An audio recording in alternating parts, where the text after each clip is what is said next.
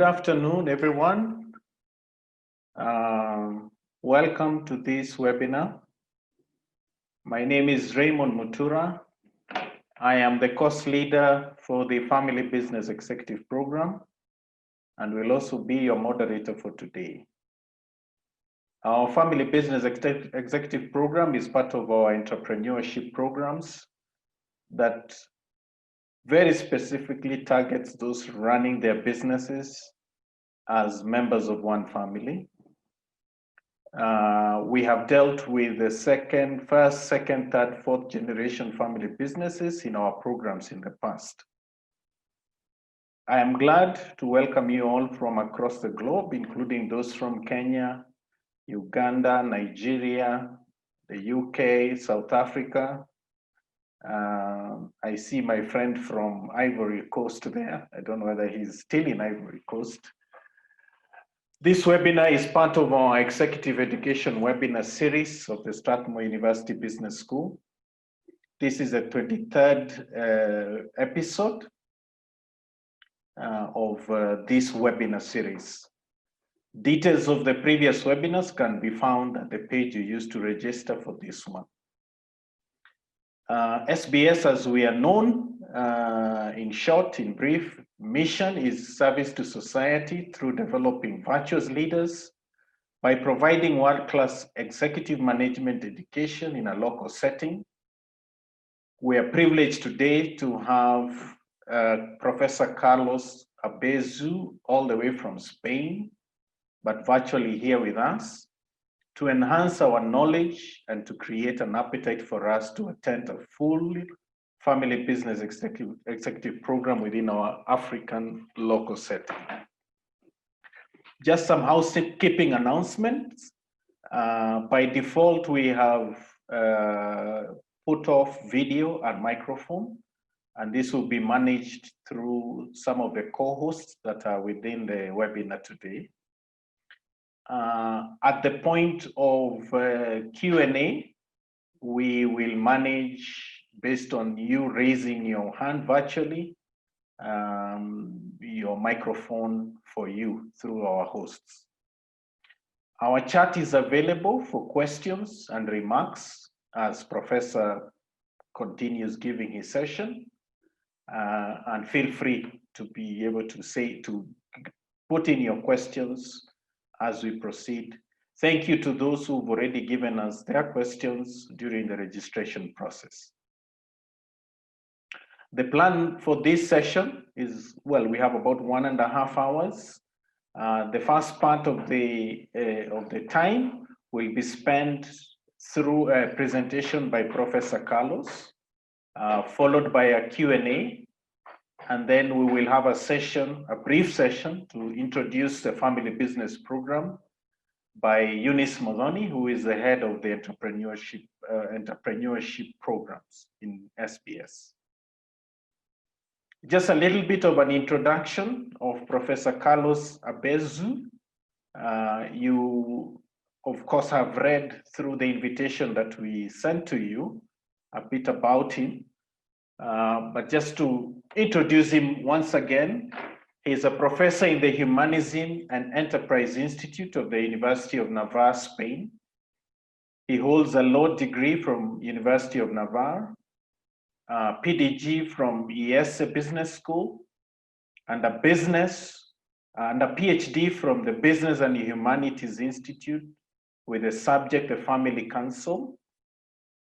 He's extremely well-versed with the business of families.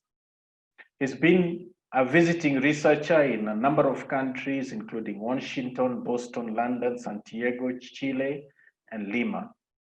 He has lectured in advanced executive family business programs in Europe and Latin in various universities, including the University de Piura, where he's also the chair of the Family Business Center at the business school for this university, which networks with the IESE Business School in Spain. Professor Carlos is the author of 6 books on family business governance, among them the Family Council as a governing body, and working with family business boards of directors, among other books. He's also an international consultant to almost 100+ businesses across the globe, and is an independent and executive director in family business boards. He's a founder and honorary advisor to family business associations in Europe and Latin America.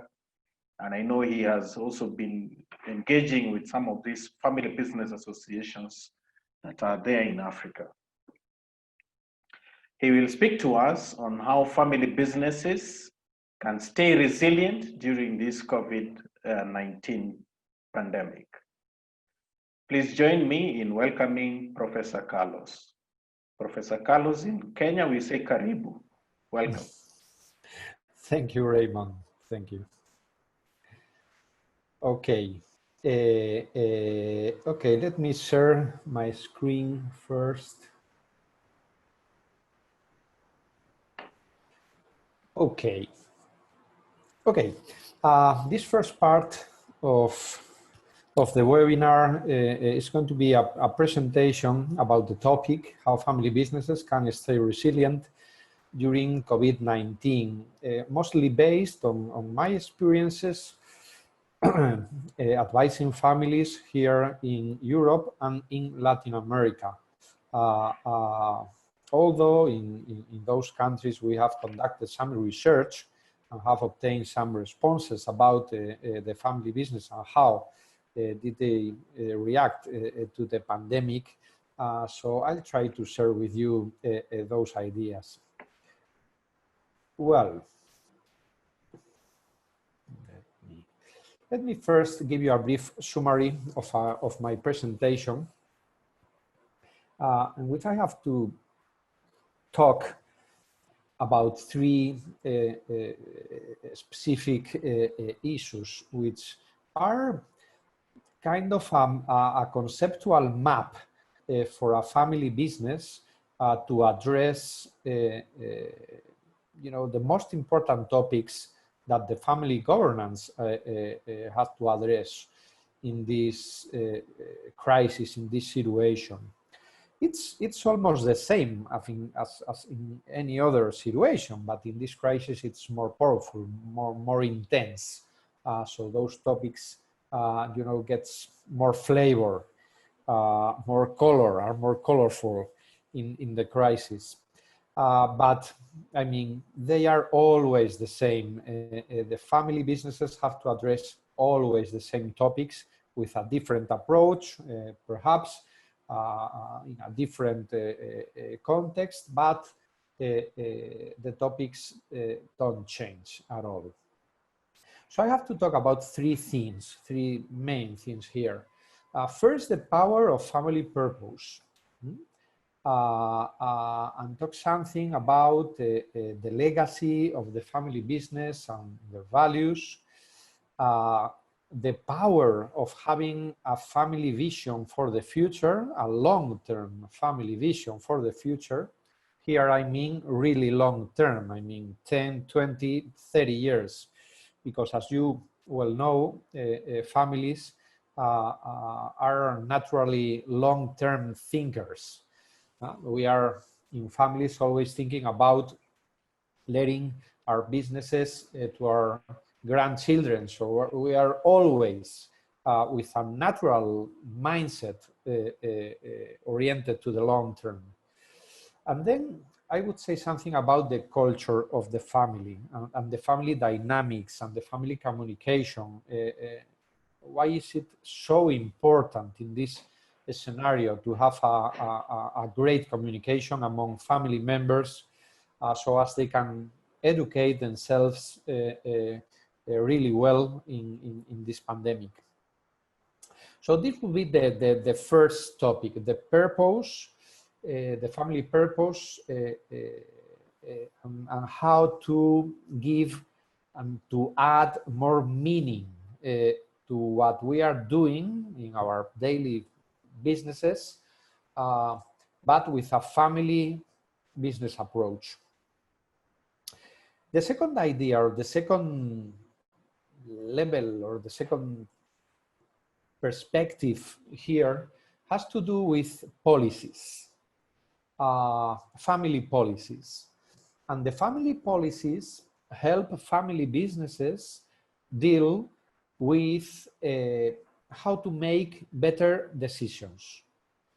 And as you will know, there are in every business 3 levels of decision making, which we could call shareholders as the ownership level of making decisions, corporate governance or the board of directors, a level of making decisions, the governance level of decision making, and then at the end, the management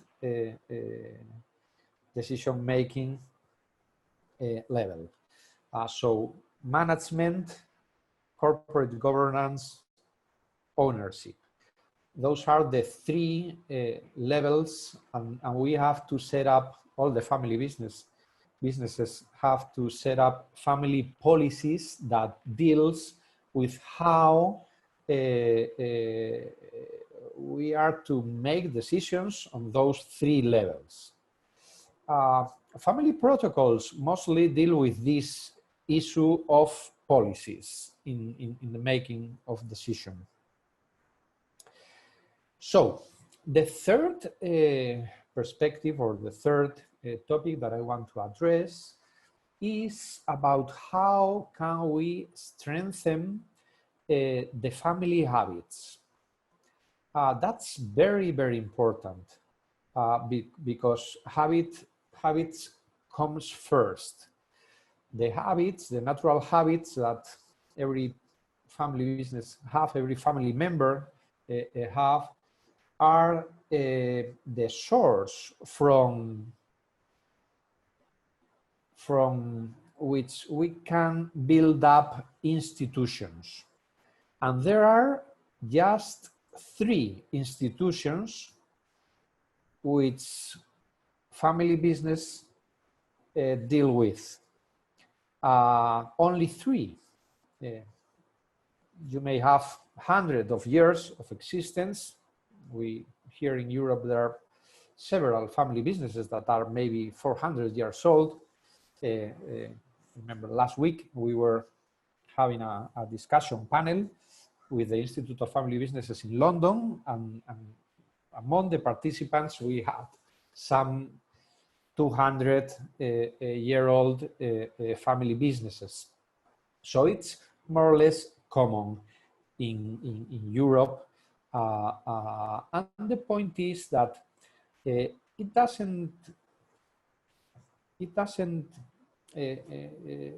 it's not important how old are you. You always have to deal with 3 institutions in the family businesses. The first institution being the business, the company. The second institution that family business can work with is their wealth. And when the same ideas, when the business grow, you can end up having a corporation, a big corporation with maybe dozens of businesses in it, because the whole corporation is an institution. We're building up an institution here comprised of several businesses. And the same, we could say the same for the building of the wealth of the family. When we start saving, when we start separating the wealth of the family from the operational business. A lot of families start, maybe when the founders are starting to get old or to get mature, and they are starting to think about their retirement, and they start to realize that it's very important not to have all the eggs in the same nest.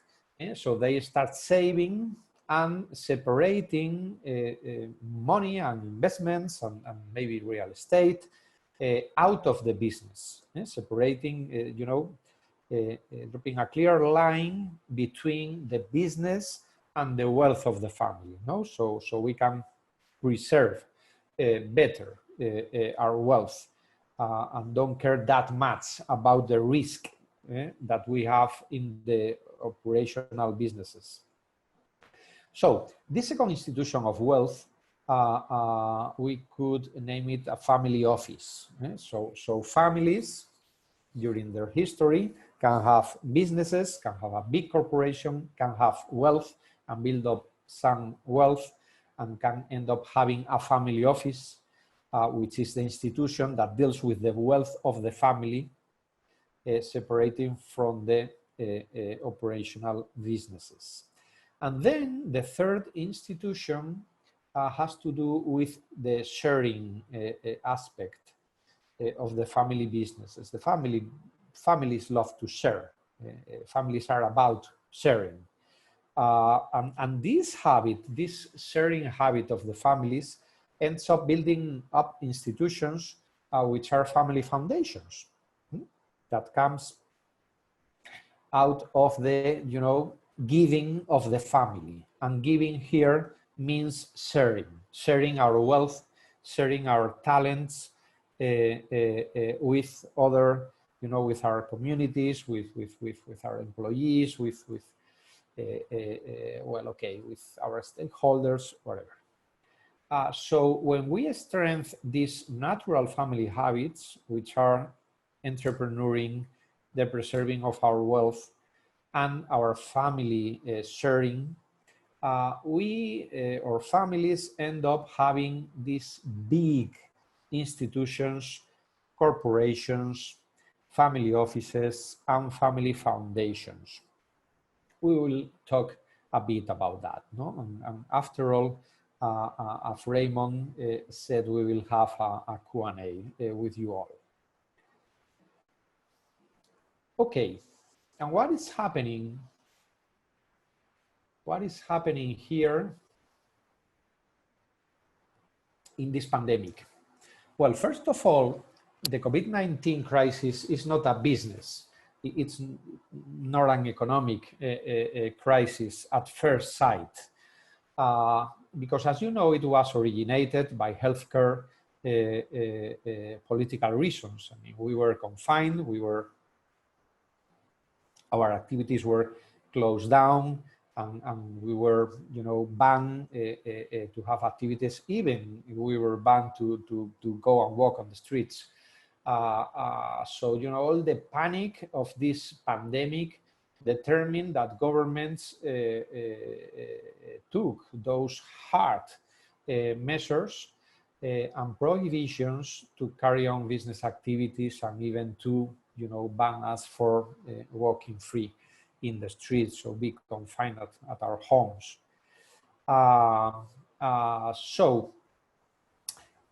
This was a healthcare crisis. This was not an economic crisis.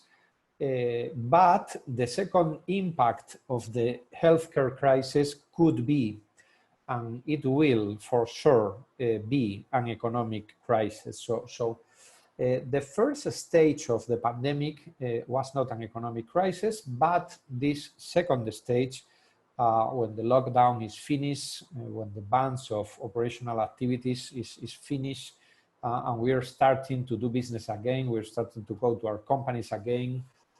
I hope we will start to travel again.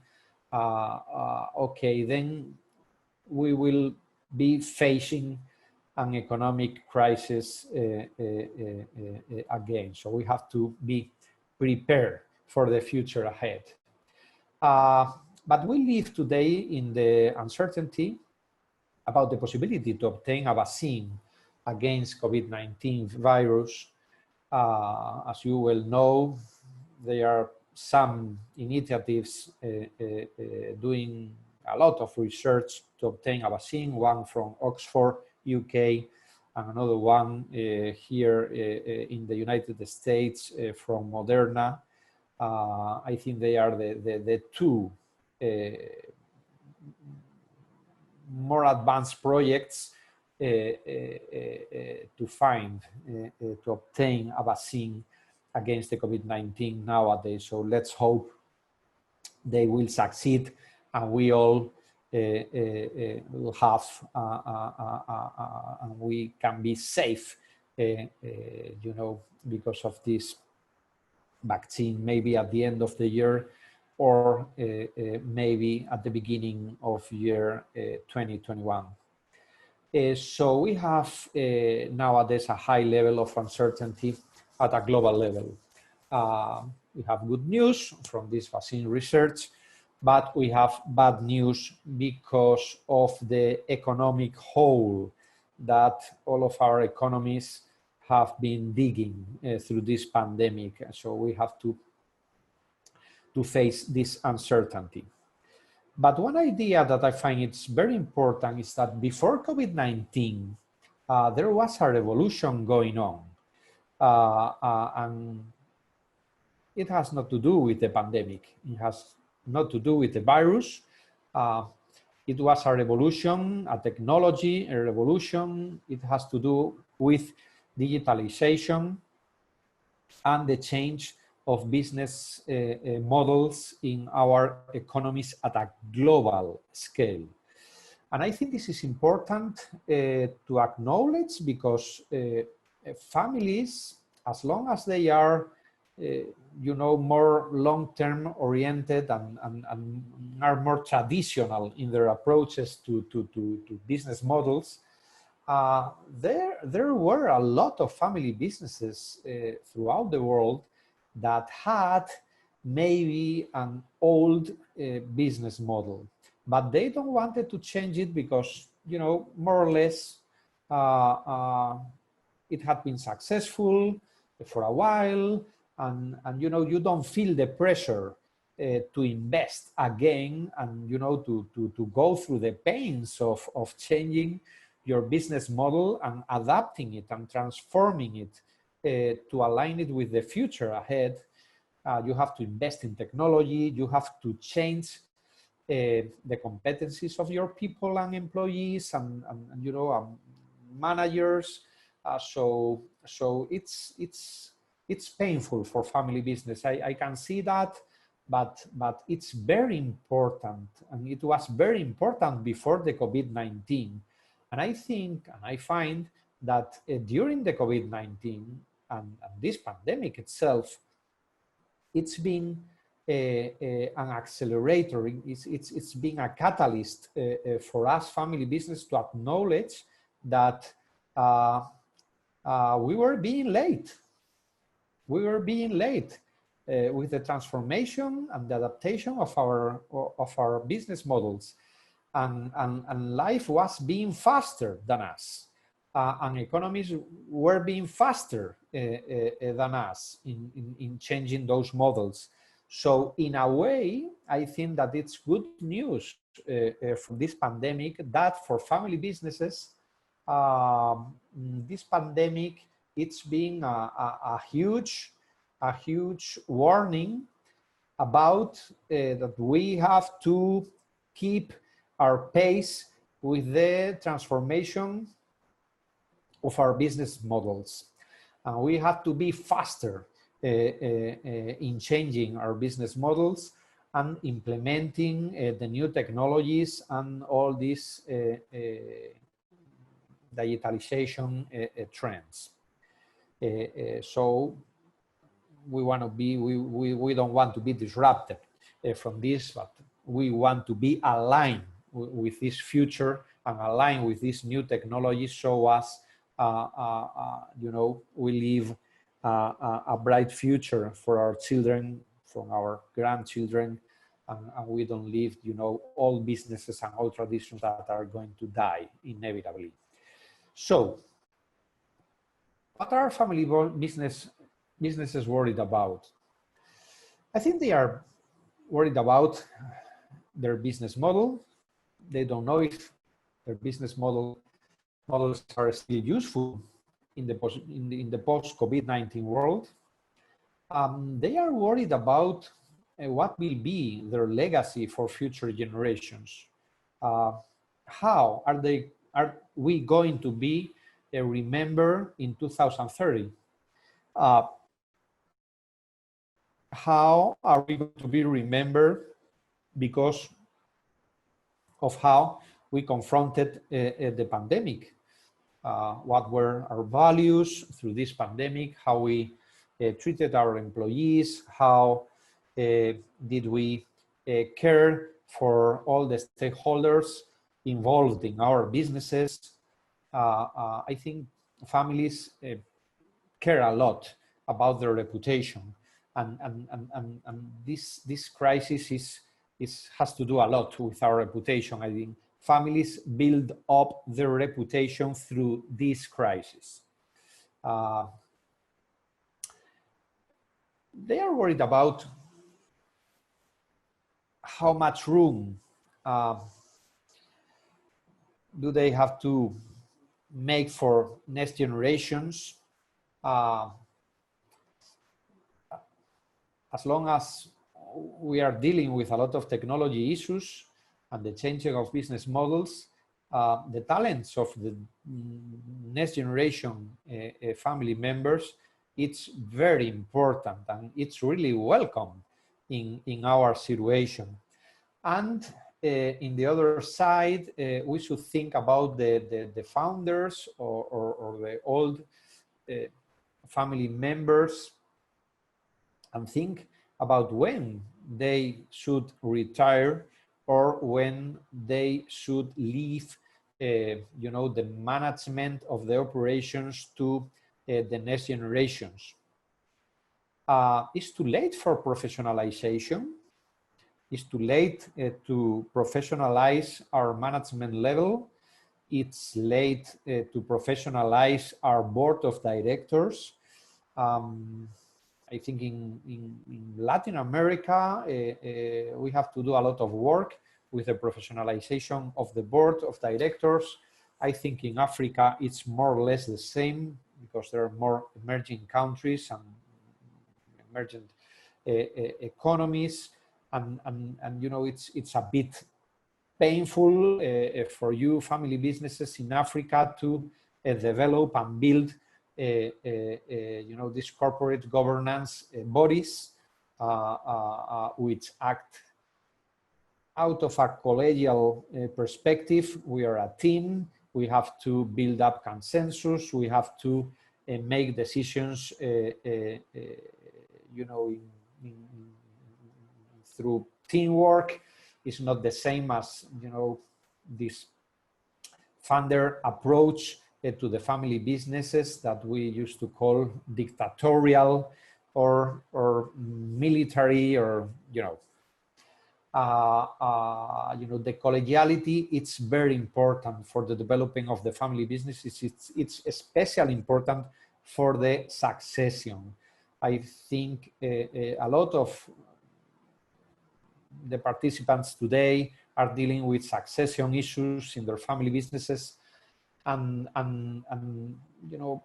I would suggest that they put focus on build up collegial bodies of governance.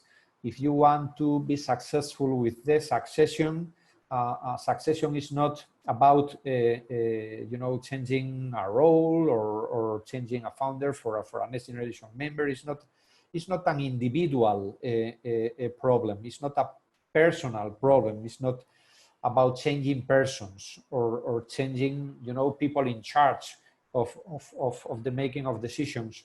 No, it has more to do with building up collegiality bodies that build up decisions with more than one people. I mean, it's to share the decision making of the business at a management level, is to share the corporate governance decision at a corporate governance level in the board of directors, and to share the decision making process at the ownership level.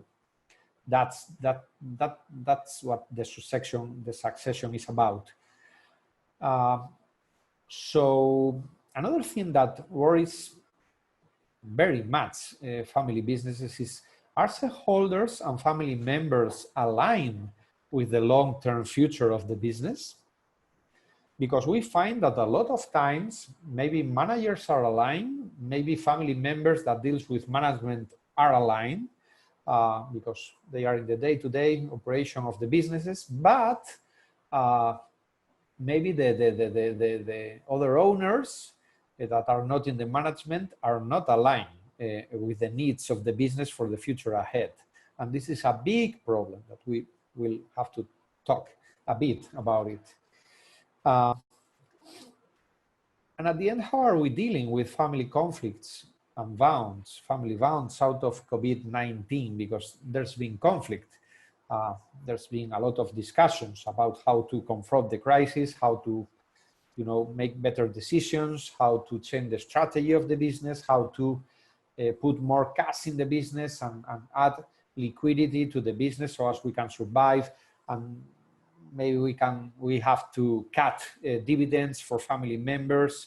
So I mean, it's been not necessarily a conflict scenario, but for some families it should have been painful to deal with COVID-19, and maybe in the future they have to deal especially with the family discussions and the family conflicts so as they can be peaceful for the future ahead. So, well, some data that we obtain from Latin America families show up that just a few, it was a small percentage, as large as 11% of the family businesses were considering to close down or liquidate their businesses. So it's a very few of them. Family businesses are really resilient, are very, very resilient, and they used to push forward any crisis.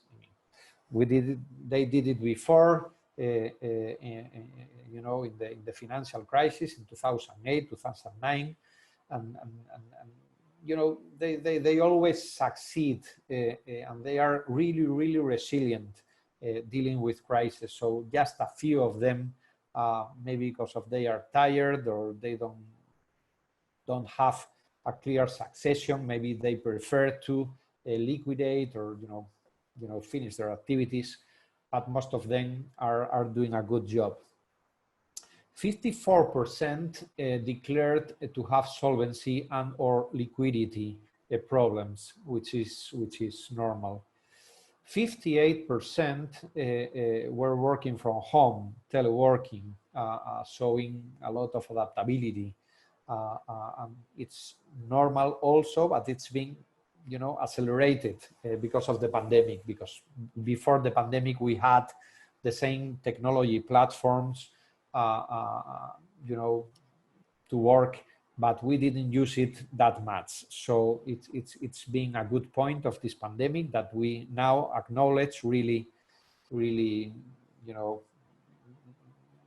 how important it is for us to take advantage of these new technologies, so we can be better connected, we can have better decisions, we can be better communicated. This is very important. This is very important for businesses. 76% declare that they were going through this acceleration of digital transformation processes. So family business are really aware about what's going on. It's not only about the virus. I think it's more about a transition to a digital economy. This is the real issue that we have faced, and the pandemic is, the bell that ringed to ourselves that this revolution was going on at a faster level, and we family business had to be at pace with this transformation. And 81% of the family businesses thinks that they need to redefine their strategy to strengthen business. So changing the business model, it's very important for, it's unanimous for all the family businesses today. So, well, in this slide you can find the map that I was talking to you about. It's a conceptual map that I developed when I did my thesis, my PhD about the family council in the family business. And I think it's a good map just to show what are the 9 topics that you have to address from the family governance perspective, and the 3 more important, approaches to those family governance issues. Well, I'll leave it at that. It's easy for you if you want to read it after the presentation. It's a very easy to read slide, and you can find the 9 topics that you have to address. Legacy, the vision of the future, the culture of the family, and then when it gets to the policies of the family business, you have to deal with the management policies, with the governance policies, and with the ownership policies. And finally, you have to deal with the building of the habits, the natural habits of among the family members, so as you can build up those 3 institutions, big corporations, a family office, or a foundation. So let us talk a bit about the 9 topics that we have to address, or the 9 challenges that we have to address, always from the family governance perspective, so as we can put them in context of the COVID-19 pandemic, and take out some lessons of it. So first, the family legacy. And as I said earlier, the family legacy is built in times of difficulties. I mean, every family business in the world have a history, and have a history of success, but again, also they have a history of confronting crisis. All the family businesses in the world knows a lot about how to confront crisis. It may be a global crisis, as this one is, but it may be an industry crisis, or maybe a business crisis, or a family crisis. But all family businesses are, so used to confront different types of business crisis, and succeed and overcoming it. So this is a reality, and the family business are really aware about crisis, and they don't care that much about them. They know that we will face some crisis during their history, and they are ready to confront them.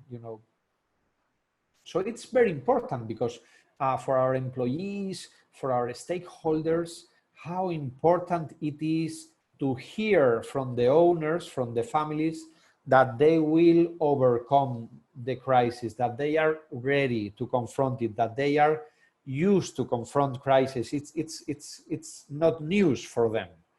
They are not nervous about confronting crisis. It's very important, the communication, in these times of crisis, the communication to our stakeholders and our people, our employees, it's really, really a difference. And again, family reputation means credit. I mean, you can monetize reputations very well, and family business are masters on it. When you have this family reputation built, over history, over the years, I mean, it's more easy to have credit with the banks. It's more easy to have credit with suppliers. I mean, you can monetize very well. And through this crisis, we all can see how family business, take an advantage of that credit built up from their reputation and from their values.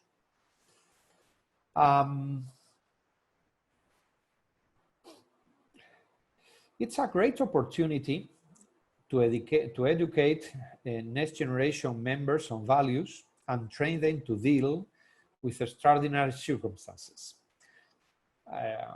And I would suggest family businesses to put focus on this. They have to communicate a lot with their children, with next generation members, maybe younger or not that young, but it's a great opportunity. It's not the time to not to communicate. It's the time to communicate more and to talk a lot and explain a lot our family members, the young members especially, how we're dealing with these difficulties, what decisions are we making in the day-to-day operational activities, you know, educating in managing the board of directors, educating in how we deal with our people, how we trust our managers, how we deal with solvency issues, with liquidity problems, how we care with to our stakeholders, to our communities. It's very important that we educate our next generation family members in our values. We have to put our values to work through this scenario, and we want our next generation family members to see those values as a model for the future, and to learn by example here from us how important these values are for our family and for our business. Second topic that we have to address in this family purpose level, which is the vision of the future, or the shared dream of the family. How important it is for us as family businesses to have a vision for the next, I don't know, 50 years, 30 years, at least 10 years. It's a very, very important exercise for us families to develop this dream, to develop this long-term thinking and be so precise about it. I mean, it's not like, you know, an abstract idea or a confused dream. No, we say that it's a dream because it's really ambitious, it's courageous. It has to set up big goals for us as a family and as a business. But this being a dream, it does not mean that it's not attainable. We mean to attain it in the long term. So, do we have a long-term vision for the future? A big, audacious goal for our family business in 2050? Are we really focused on the future instead of in the past? We have to look more in the future. We have to change our habits of, you know, looking into the past. It's not going to come back again. I mean, so we have to develop a long-term vision for the future. We have to execute better in the present. I always find that those family businesses that have this long-term vision, the longer the vision is, the better they execute in the present. It's a paradox, but it's for real. I mean, it's always amazed me how you know, it's more or less contradictory, but it's really a good thing to see when you see the family business that are thinking in the long term, very long term, how this long-term thinking enables them to act and execute and deliver very well in the present. So when you have an aim for the future, you protect the attainability of this aim executing in the present. So the organizations in the family businesses adapt better and learn faster when they are, focused on the long term. So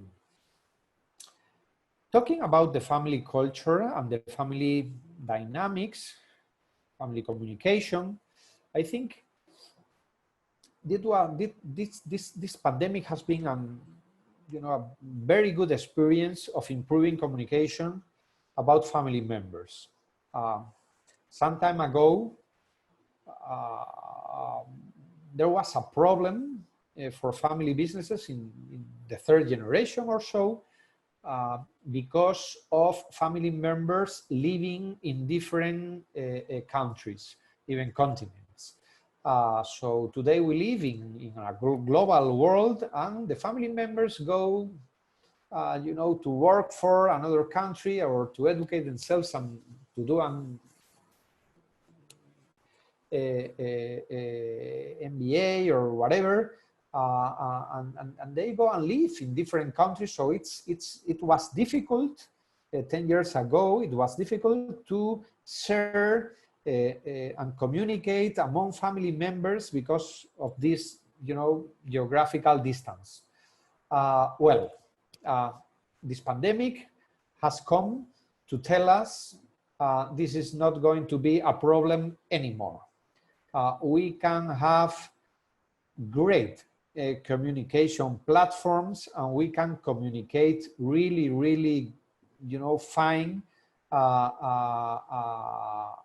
with the technology that we have today. And in this pandemic, we have this example, this experience. We could talk with family members every day, several times. So communication were no longer a problem. So again, this pandemic, it's been a great opportunity to take advantage of next generation member talents. They are more naturally inclined to understand the new technologies. For them, it's very easy to understand the new business models, the new ways of communicating, the new styles of management, I would say, that are badly needed also. So I think it's very important nowadays for family businesses to take advantage of the next generation family members' talents. They have new competencies that we will need badly. They have talents. We have to foster their talents, and we have to develop some trust in them. I'm not saying that we have to delegate, certain decisions on them if they are not, well trained to succeed with it. But I should say, and I would suggest that we make more room to our younger family members and, try to delegate more on them, try to hear from them new ideas, let them help us with new technologies, with new approaches. So at least at the communication level, it's very important to listen to them more and to trust them more. So, talking about policies, the three levels of the business: at the management level, the corporate governance or board of directors level, and then the ownership level. First, the professionalization of the family business. Here, only agile organizations will survive in the future. COVID-19 is showing a great opportunity for our organizations because their flaws are really evident for us. Their flaws are transparent.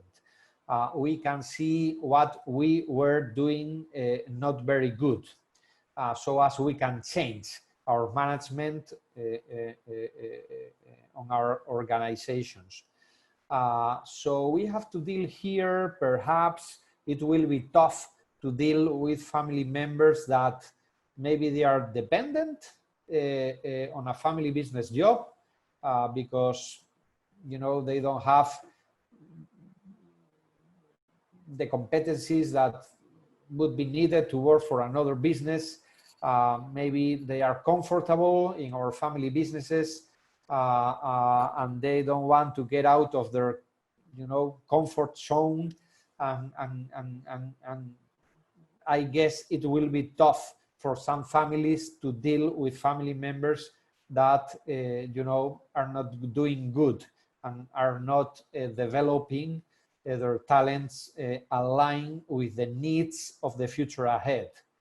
But we have to deal with this, and we will have for sure to make hard decisions because we can't face the future and we can't face a crisis without having, you know, the adequate competencies and adequate skills that are needed in our businesses. So here the question is, what are the skills and competencies and attitudes and values that will win the day after the pandemic?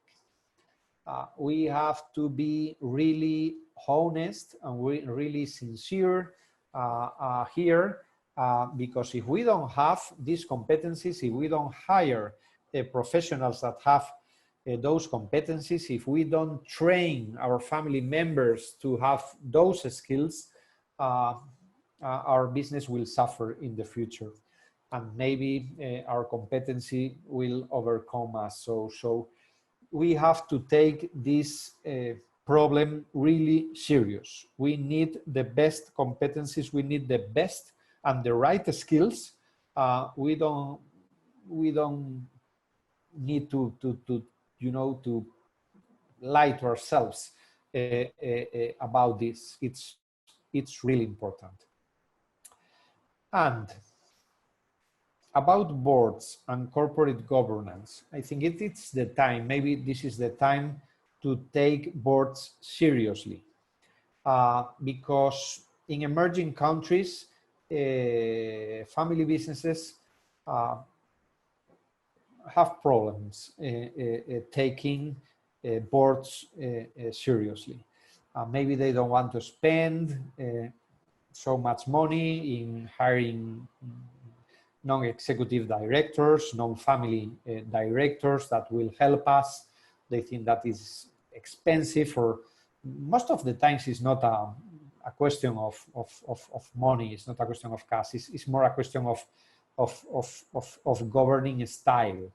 You know, maybe the founders don't want, you know, to have directors that can challenge their approaches or their point of view, or maybe elder family members don't like, you know, to be challenged in a board, or to be under the overview of a board, being them managers of the business.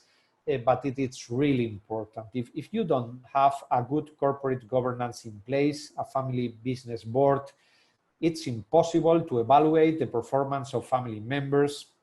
It's really difficult to evaluate the performance of non-family managers in our businesses. So the organization don't work at its best, and it's you have a lot of problems. When you have a board, it's easier to communicate with family members and with family shareholders. You add impartiality to the decision-making process, objectivity. You know, it's very important to smooth situations and the making of decisions among family members. So, and on the other side, you have a lot of disadvantages if you don't have a board of directors in place with non-family directors helping you, at least 2 or 3 of them helping maybe more family members in the board of directors tasks. So about ownership, we have to avoid having family members feeling trapped in the family business. We have to guarantee as much freedom as we can to all the family members to stay as owners in the family business. But this is not always easy. Perhaps, and crises are the scenario when those disalignments shows. Maybe in this scenario, we can work on the alignment of the family and ownership with the board and with the management and with the strategy of our businesses. Because if we have family members that are owners or are meant to be owners in the future, and they are not aligned with the strategy that we need for our business or the transformations that we need in our strategy or in our business model, this is really a problem. And we have to confront it, and we have to deal with it and be very honest about it. It's better to buy the ownership of a family brand that is not aligned with our business future. It's better to buy it or to find out ways to, to change the owners there, maybe looking for another partners or whatever. I think it's better that the family members that are aligned with the family strategy buy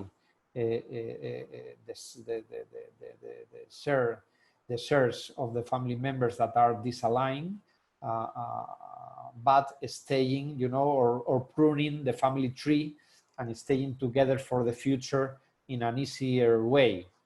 But this scenario will be important for a lot of families to prune the tree or to negotiate with some, family members that are not so aligned with the family, with the family strategy or the family vision or the family strategy.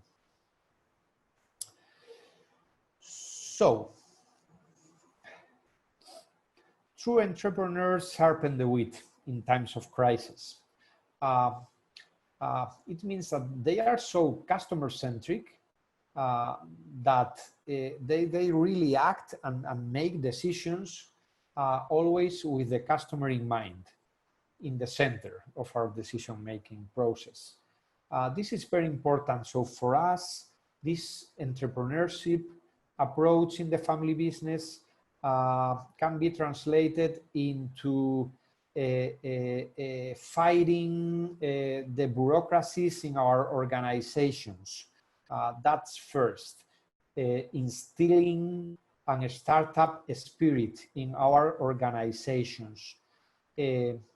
Adapting organizational behaviors. That's very, very important.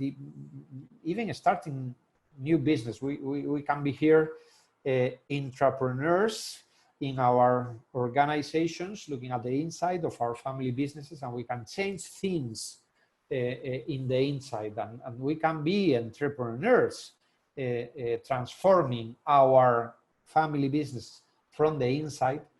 But again, we can be also, we can show this entrepreneurship attitude, starting new businesses, starting new ventures,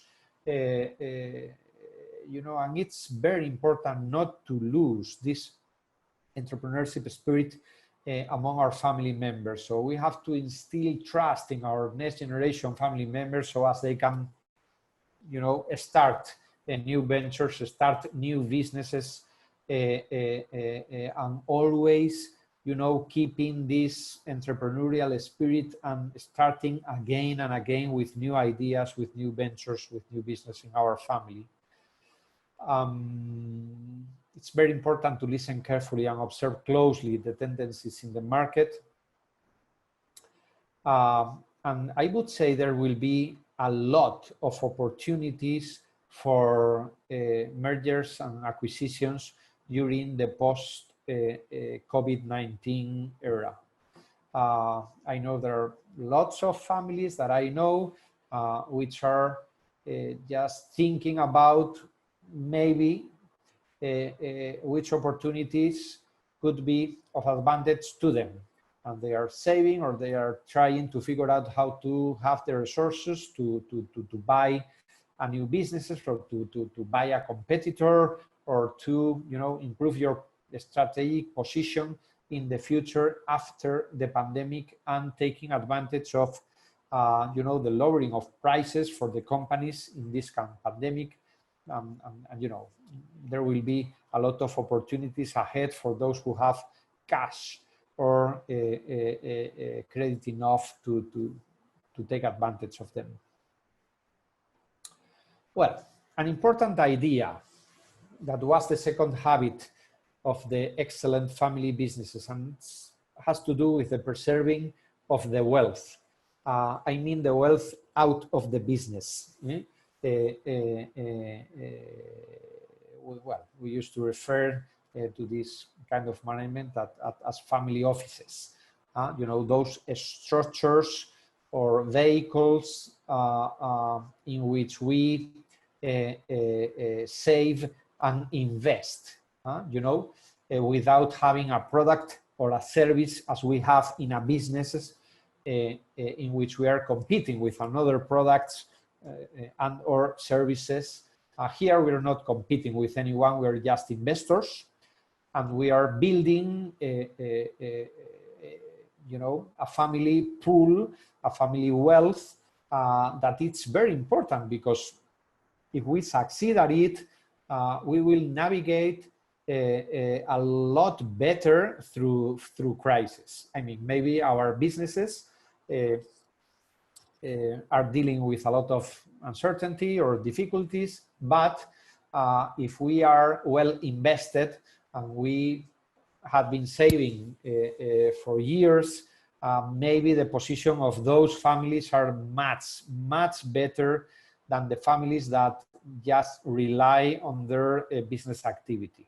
So it's very important, and you know, it's very intelligent for families through their history, maybe after the first generation, or when the founders get mature and start thinking about the retirement. It's very intelligent for families to start saving and start investing those savings, but not building a business with it.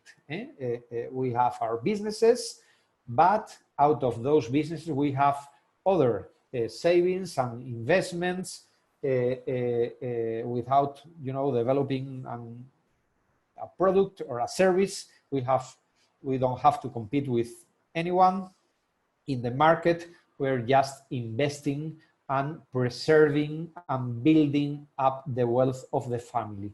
This is very important. This adds a lot of stability to families and a lot of optionality. They maybe they find it's time for a business to you know, they prefer to sell a business because they don't see much future ahead, and they prefer to invest in another business, or they want to hold on to their business, but they want to invest in new businesses. I mean, the optionality that the family wealth gives to family businesses is really, really great. And I would say it's a good strategy for all family businesses in second generation and beyond.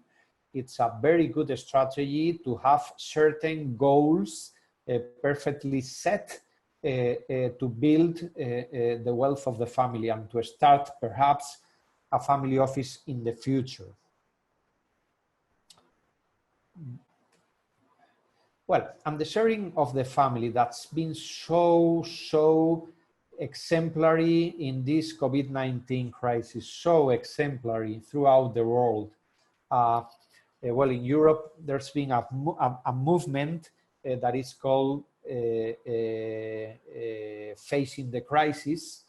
And they have a platform in the internet, and they are showing every day videos from family businesses that explain how, you know, they faced the pandemic, and what measures did they, you know, take with their employees, with their clients, with the supply chain, with stakeholders.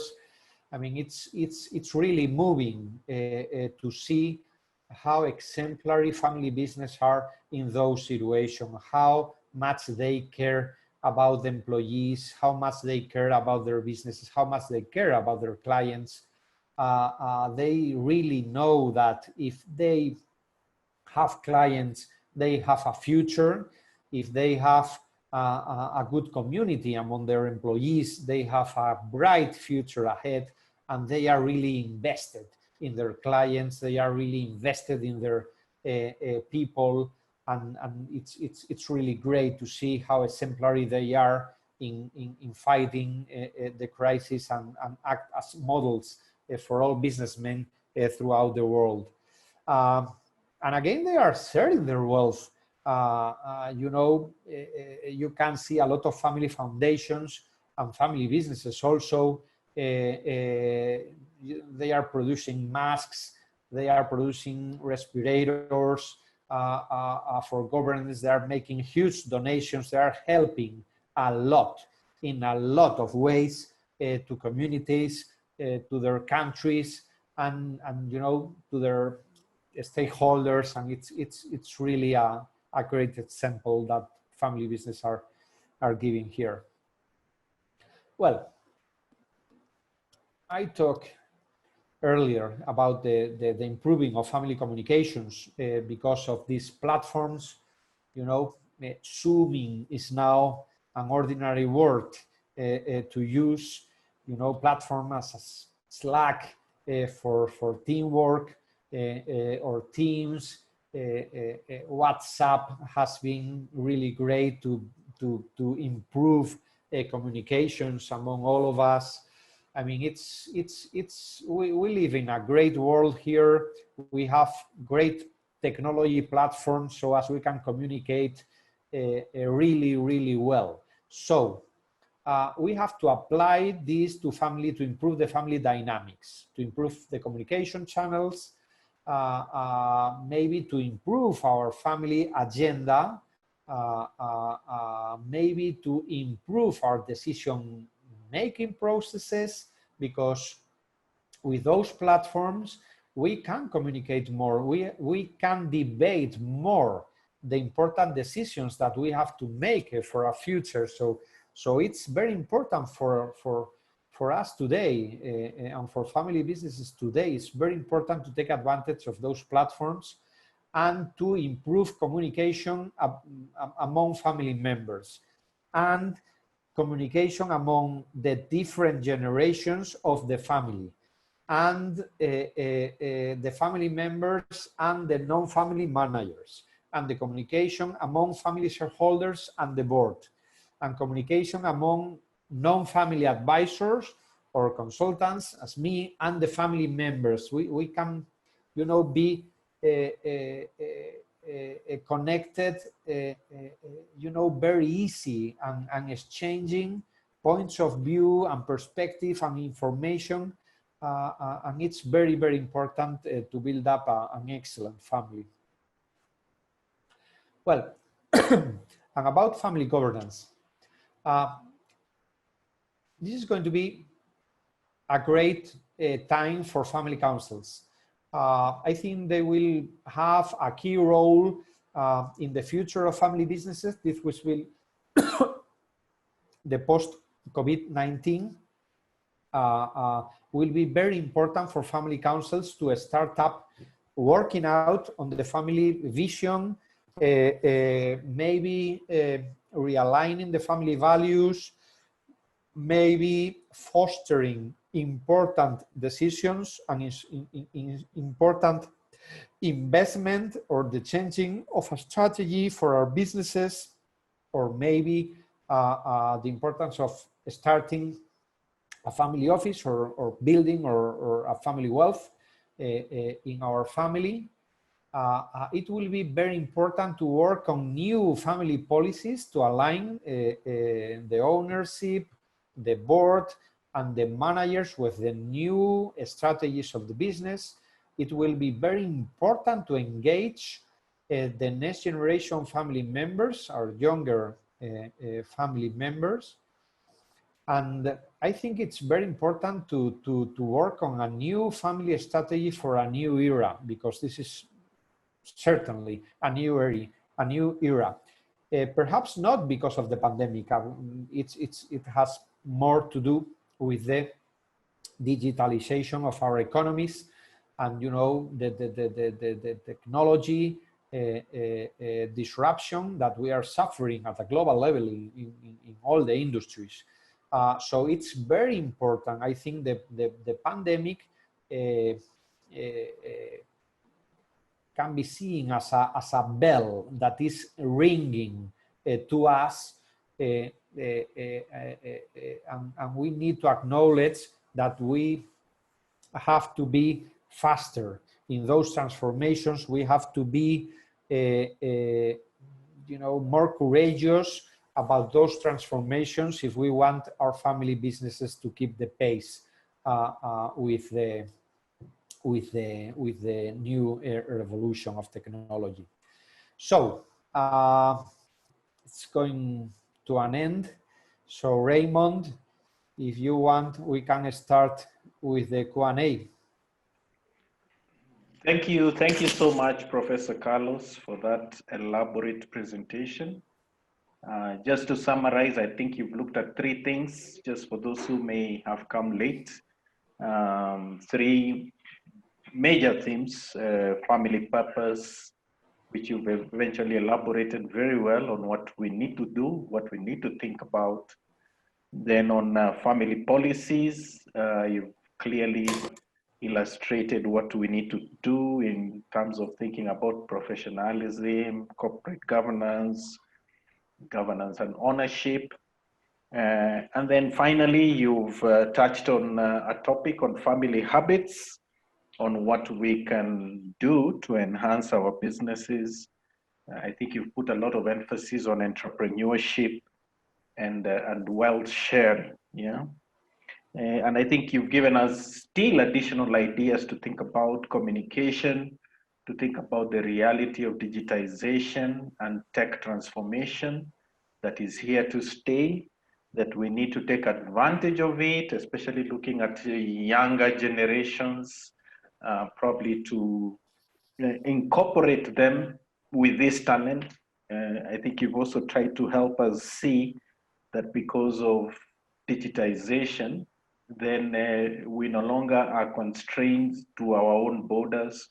If we have younger generations in other continents, they can still participate in the business. And I think one of the aspects you've been able to raise is that this COVID period should precisely help us to take advantage of that. And then, of course, you've touched on family communication. And of course, again, you've touched on the use of tools and technologies, etc. So thank you so much for that elaborate presentation. It was almost like a mini family business executive program. So if I would look at Eunice, you probably think we've already done half a program just by these 1 hour sessions, yeah? Okay, so there are a number of questions that had been already submitted to us during the registration process.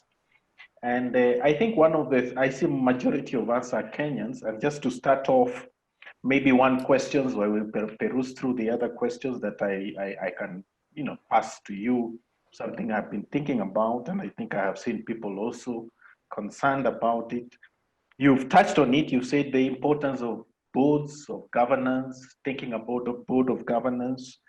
And yet this reality is normally a very big challenge, especially to family members.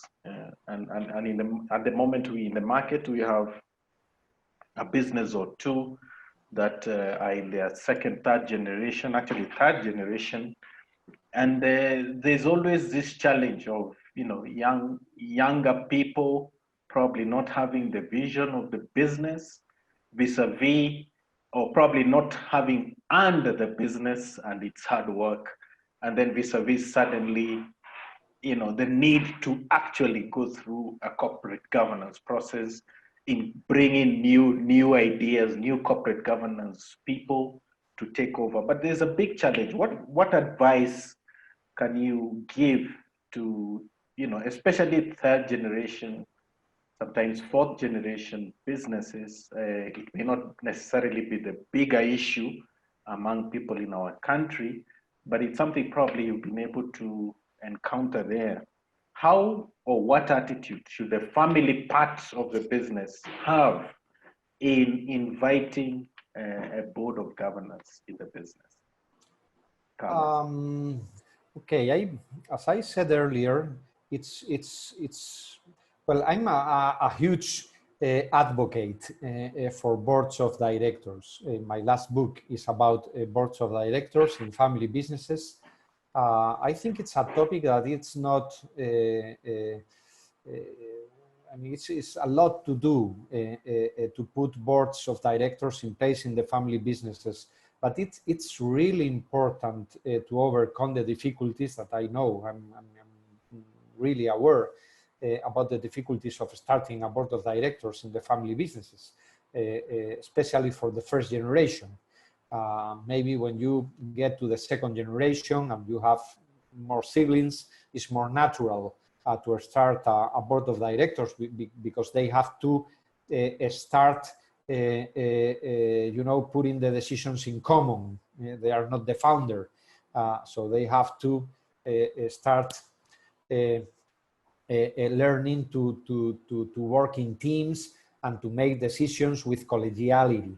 And this is the natural environment for the board of directors. They just have to add a non-family director, I would say at least 2 or 3, and things improve a lot. I mean, I've been serving in boards of directors of a non-family director for almost 20 years. Since now, I've been,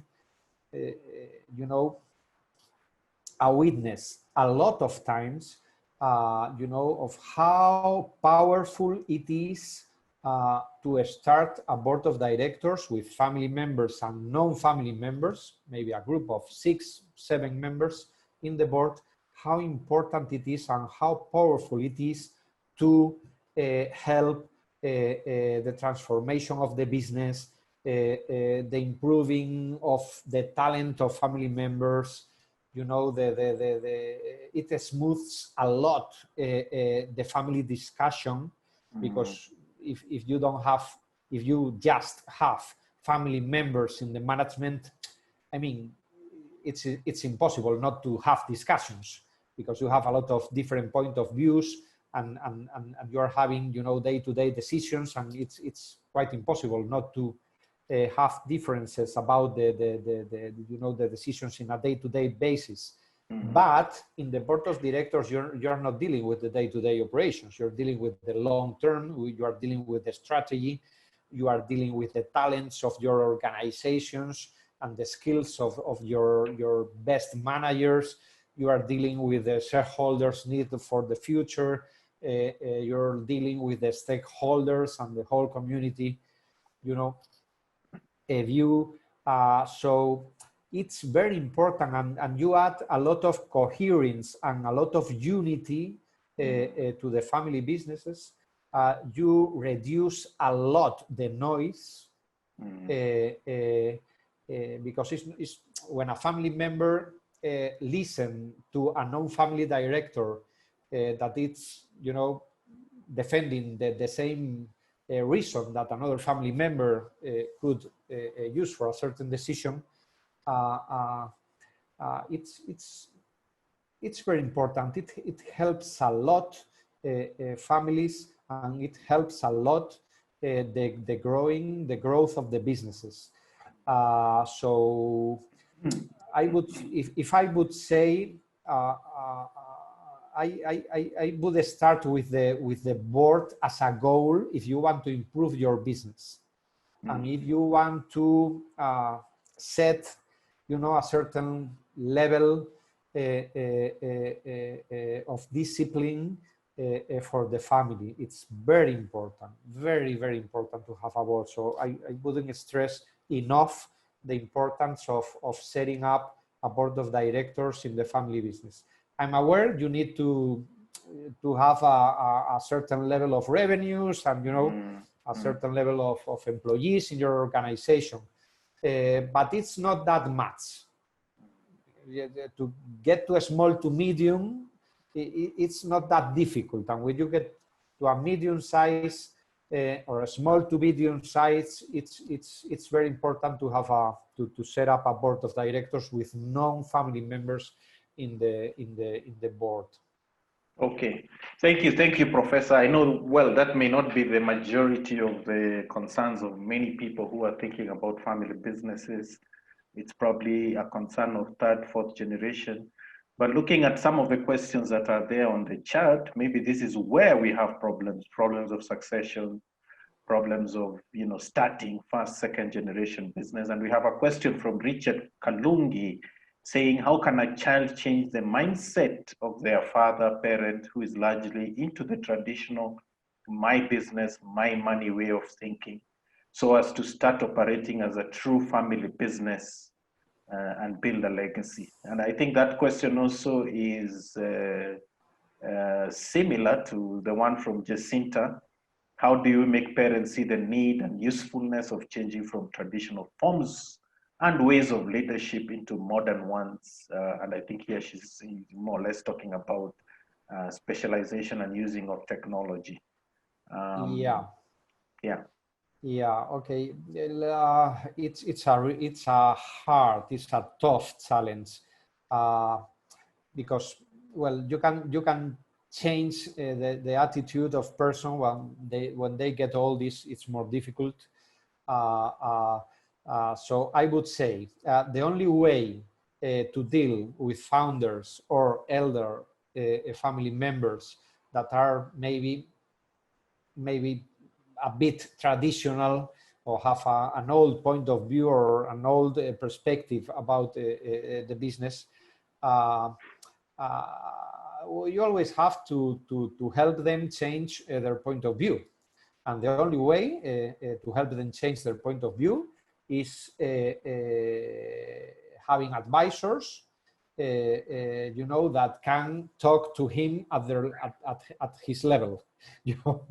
Independent advisors that can help family members to change their opinions and showing them examples from other families that succeed. And you know, it's always about persuasion, right? You have to persuade, you have to explain, you have to try that they understand better what they are doing wrong. But it's difficult with older people, I know. But when it's impossible, and there are certain families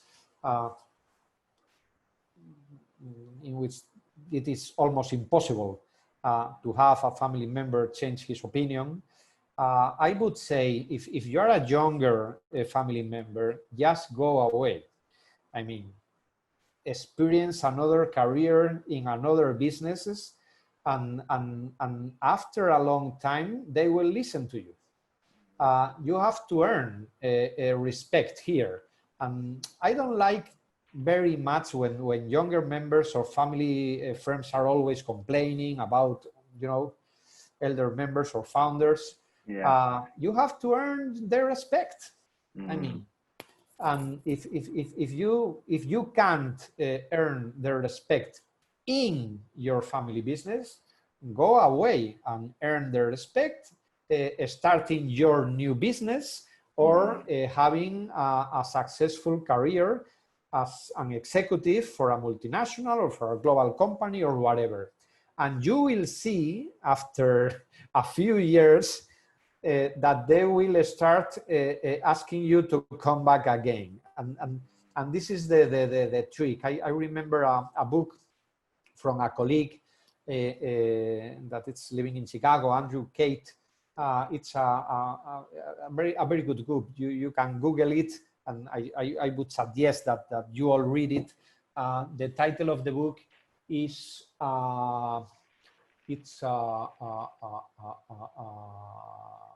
Myths and Mortals. Myths and Mortals. So myths are founders, we are mortals. And it you know, it shows a lot of examples that second generation family members that found very hard, you know, to have a smooth transitioning, because the founder was this great myth. I mean, it was like impossible to have his values and to have his level of you know, authority, and so they have to go.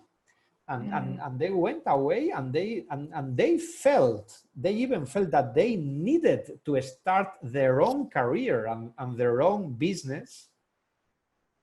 And if they succeeded at it, they would succeed in the family business any case. So I think there are two ways here.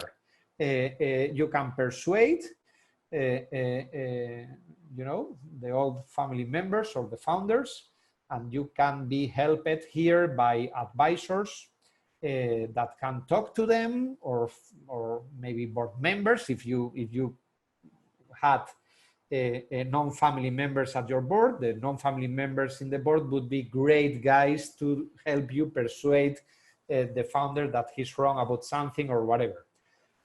If you can't, the other way, and you know, this is the straight way, it's just earn the respect, having your own career outside the family business as an executive manager or as an entrepreneur.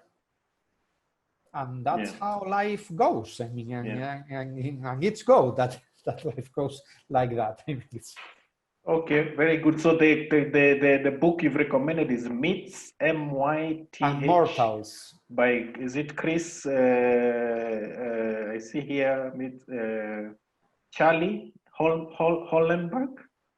No, it's Andrew Kite. Okay, Andrew Kite. Okay. Andrew Kite from Chicago. Myths and Mortals. Myths and Mortals. Okay, thank you very much. We have another question from Joseph Mburu. For a family business which is still not clear whether to open its business to a board of directors, is it advisable to have an advisory board of directors or an executive board of directors? What would you recommend? I always recommend, for a start, I think it's better to have an advisory board. An advisory board, for those that are not used to the concept, an advisory board is a board in which the directors act without voting. They are advisors. Yes. Well, in fact, they really make the decisions, debating and, you know, reaching to a consensus among them. So it's not that they just give their opinion, you know, and a family member executes whatever he wants. It's not like this, but when you are we are working with a legal board of directors, you are representing the shareholders, so you can vote. But for family businesses, it's very natural, and they used to start with advisory boards.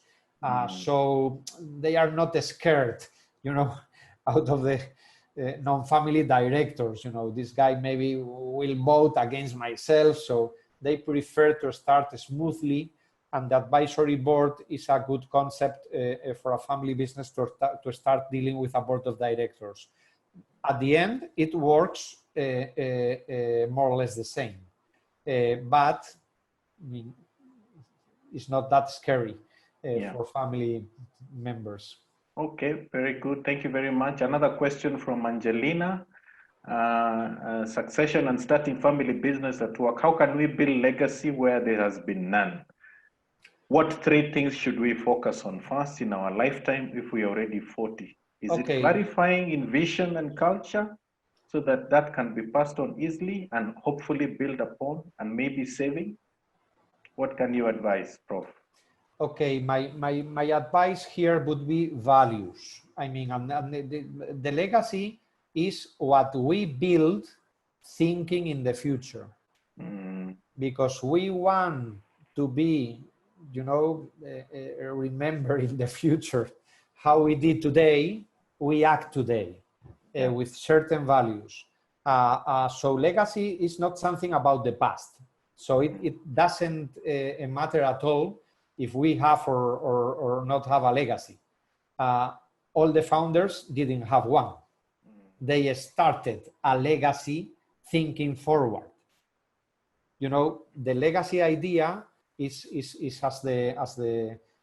the same idea as I show to you in this slide with this book from Dennis Jaffe. Yes. It's borrowed from our grandchildren. Yeah. You are thinking that your legacy is to be transmitted to your grandchildren. Yeah. So it doesn't matter at all, or it doesn't matter just a few what the past did for me. The important thing, what I am doing today to build a legacy for the future.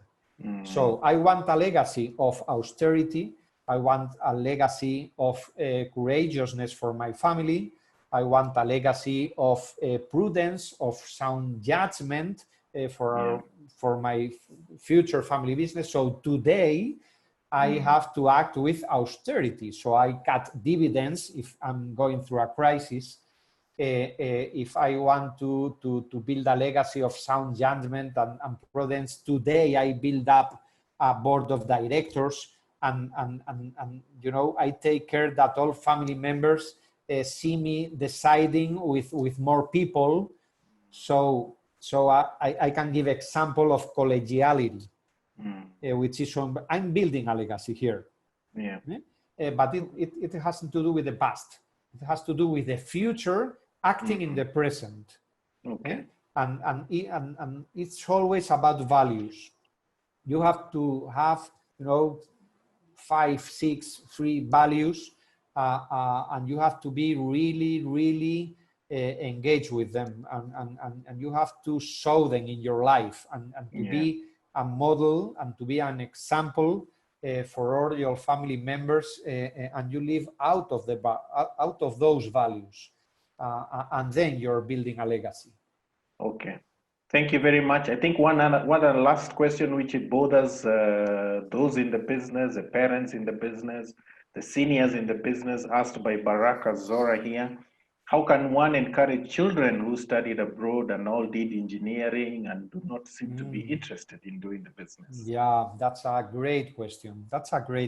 Because today I find the future of the family business are our children.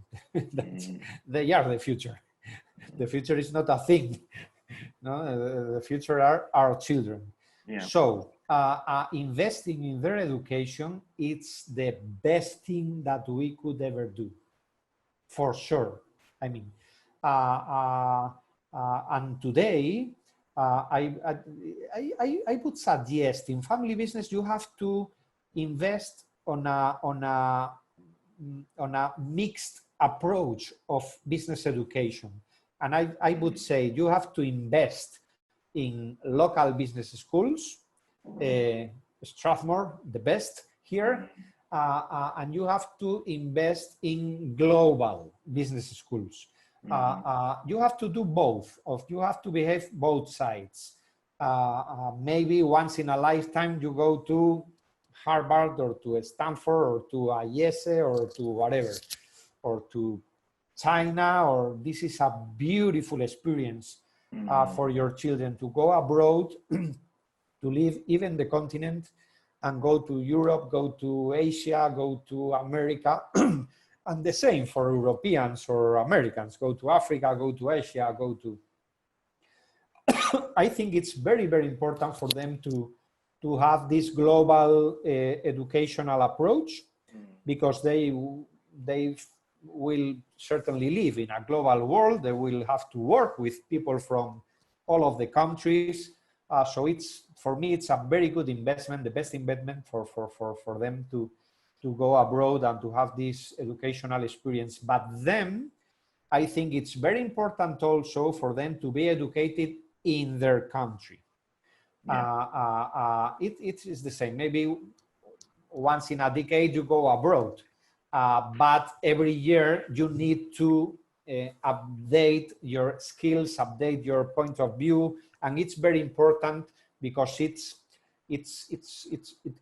adds a lot of unity to our environment, to your community. You understand better what's going on in your country, in your community, in your industry, in the region.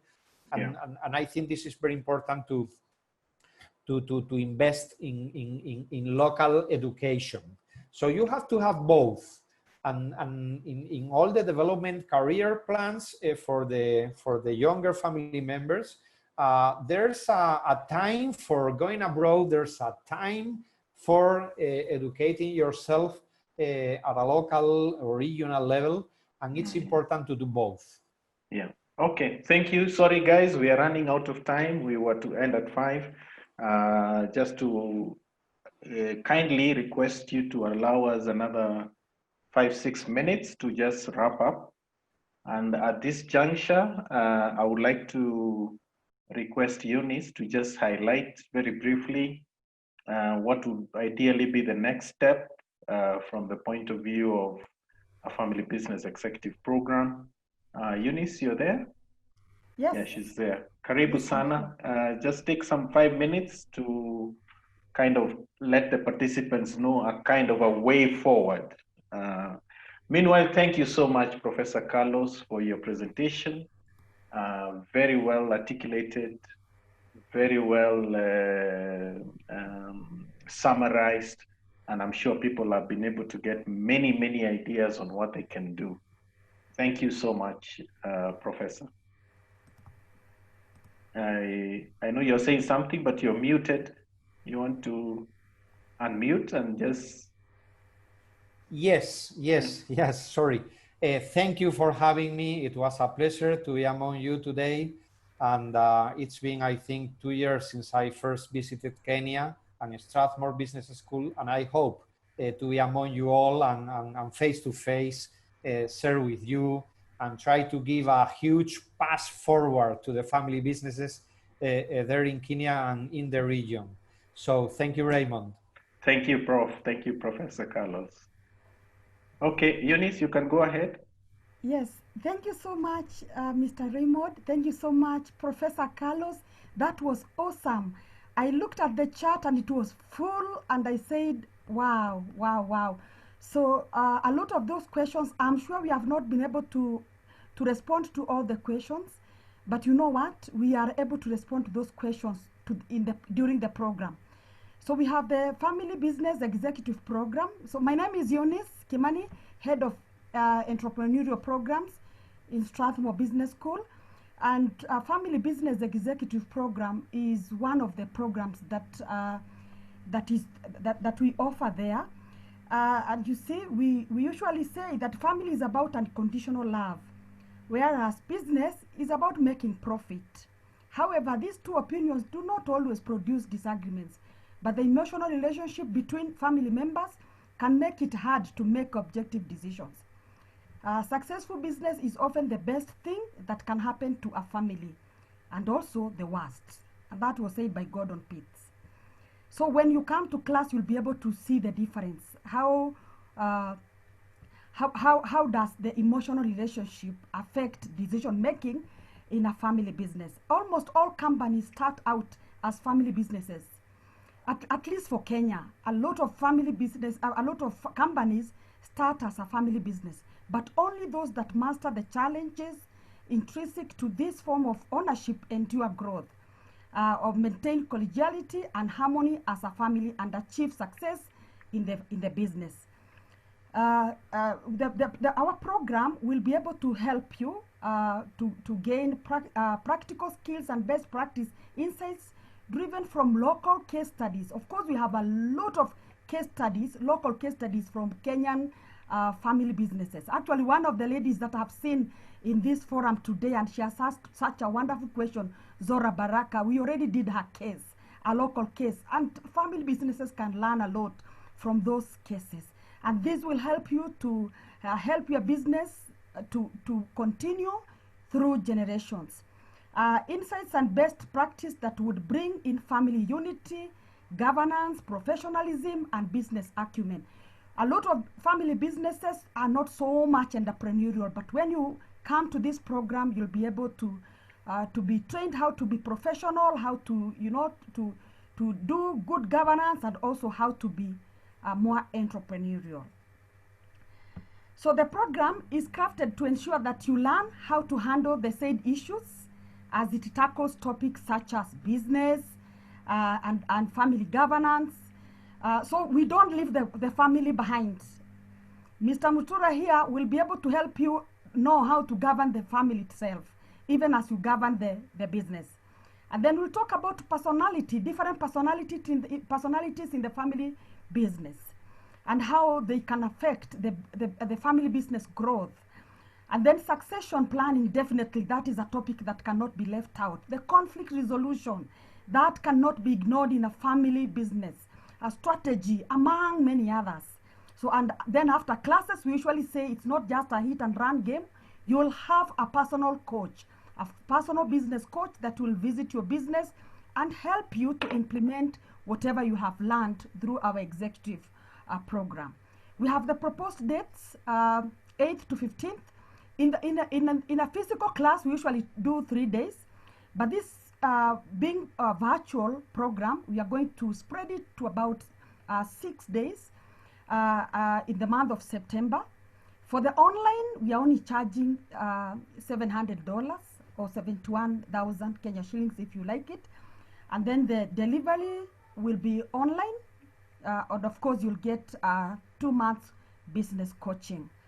If you want to make any inquiries about that, you can write to me, imudhoni@strathmore.edu, or Mumbi, mkinywa@strathmore.edu. So that is about our family business program. It's an executive program that has transformed the lives of many businesses that are family owned. We have also been able to do a few case studies, local case studies that we use in class to train in family business executive program. So Professor Carlos has articulated a lot of issues. I've seen a lot of questions there. But if you make a decision to come for the virtual family business program, all those questions will be handled there. Thank you so much. It is nice to see all of you here. I don't know whether Mr. Raymond, you'd like now to close. Thank you so much. Thank you, Eunice. Eunice and Mumbi Kinywa are part of the marketing team, so they'll be able to answer any of your questions. So I think at this juncture is to just thank you all for staying on for an extra 13 minutes, which was not part of the time, and to thank you for that. And again, to thank Professor Carlos for the insights he's been able to give us on the program, and looking forward to seeing you all now and in the many programs that we will be able to organize to support your family businesses. Thank you and have a good afternoon.